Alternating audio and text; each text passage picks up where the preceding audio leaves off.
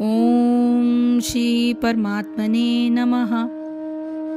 यदा हि न इंद्रियार्थेषु न कर्मसु अनुष्जते सर्वसंकल्प सन्यासी योग आरूढ़ तथा उच्यते। यदा यानी जब, ही यानी निश्चय ही, न नहीं, इंद्रिया अर्थेषु इंद्रिया तृप्त में, न कभी नहीं, कर्मसु सकाम कर्म में, अनुष्जते निरत रहता है, सर्व संकल्प समस्त भौतिक इच्छाओं का, सन्यासी त्याग करने वाला, योग आरूढ़ योग में स्थित, तदा उस समय उच्चते कहलाता है। जब कोई पुरुष समस्त भौतिक इच्छाओं का त्याग करके न तो इंद्रिय तृप्ति के लिए कार्य करता है और न सकाम कर्मों में प्रवृत्त होता है, तो वो योगारूढ़ कहलाता है। तात्पर्य यह है कि जब मनुष्य भगवान की दिव्य प्रेमा भक्ति में पूरी तरह लगा रहता है तो वो अपने आप में प्रसन्न रहता है और इस तरह वो इंद्रिय तृप्ति या सकाम कर्म में प्रवृत्त नहीं होता।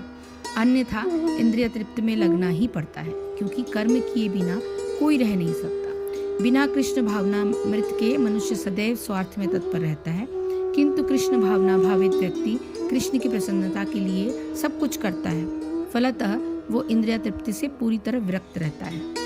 जिसे ऐसी अनुभूति प्राप्त नहीं है, उसे चाहिए कि भौतिक इच्छाओं में से बचे रहने का यह यंत्रवत प्रयास करे, तभी वो योग की सीढ़ी से ऊपर पहुंच सकता है। इस श्लोक को थोड़ा सा और विस्तृत रूप में जानने के लिए थोड़ी सी और चर्चा इसकी हम करते हैं। हम जानते हैं कि जिस समय न तो इंद्रियों के भोगों में आसक्त होता है मनुष्य और न कर्मों में ही आसक्त होता है, उस समय सारे संकल्पों को त्याग देने वाला मनुष्य योगारूढ़ कहा जाता है। योगारूढ़ मनुष्य के लक्षण क्या है? इस श्लोक में भगवान बताते हैं कि चाहे किसी ने ज्ञान योग की साधना की हो अथवा कर्म योग की, योग में स्थित हो जाने पर उसके चित्त की क्या दशा होती है। योग में आरूढ़ अर्थात स्थित हो जाने पर साधक इंद्रियों के भोगों के द्वारा सुख प्राप्ति की आशा से मुक्त हो जाता है। कुछ कर्म करने में सुख होते हैं और कुछ दुख। उदाहरणार्थ, यदि किसी मनुष्य को एक ही स्थान पर बैठा रहना पसंद हो तो उसे ऐसा काम मिल जाने पर दुख होता है जिसमें घूमने फिरने की बहुलता हो। इसके विपरीत कुछ व्यक्ति ऐसे होते हैं जिन्हें स्वभाव से ही घूमना फिरना अच्छा लगता है। यदि उन्हें कोई ऐसा काम मिल जाए जिसमें एक ही स्थान पर बैठना अनिवार्य हो तो उसे कष्टकर लगने लगता है। भगवान कहते हैं कि इस प्रकार की दोनों स्थितियां कर्म में आसक्ति की है। साधक को इन दोनों भावों को वश में न होकर अपनी दृष्टि इस बात पर दृढ़ कर लेना चाहिए कि जो कर्म उसको करने के लिए प्रारब्ध अनुसार प्राप्त हो गया है वो करना उसके लिए आवश्यक कर्तव्य है अथवा नहीं। कर्तव्य आवश्यक कर्तव्य वे हैं जो धर्मसंगत हो, पहला, अर्थात शास्त्र नियत हो और किसी अन्य के लिए हानिकारक न हो। दूसरा, न्याय संगत हो अर्थात सामाजिक नियमों के प्रतिकूल न हो, यानी कोई भी सामाजिक बनी हुई चीजों या बताए हुए मार्गों के विपरीत न जाती हो। तीसरा, उसकी सामर्थ्य में हो। यदि ये तीनों बातें उस कर्म में हैं तो वो अवश्य कर्तव्य है, अन्यथा नहीं। यह निश्चय करने के बाद उसे कर्तव्य कर्म को उत्साहपूर्वक करना चाहिए। ऐसा तभी हो सकता है जब साधक की दृष्टि दृढ़ रूप से भोग की ओर न होकर योग की ओर हो।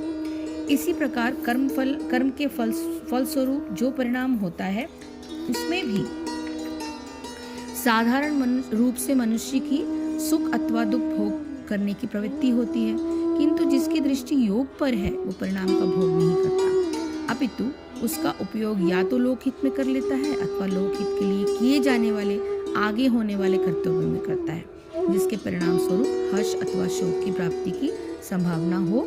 वह कर्तव्य नहीं है अपितु कामना है। कामना पूर्ति के लिए कर्म करना पाप है तथा वह योग में पूर्ण रूप से बाधक है। चैप्टर 3 के 37 श्लोक में इसका वर्णन किया है। किंतु योग के लिए कर्म करने से आवश्यक इच्छाओं की पूर्ति अपने आप होती रहती है। इसका वर्णन तीसरे अध्याय के 10वें श्लोक में है।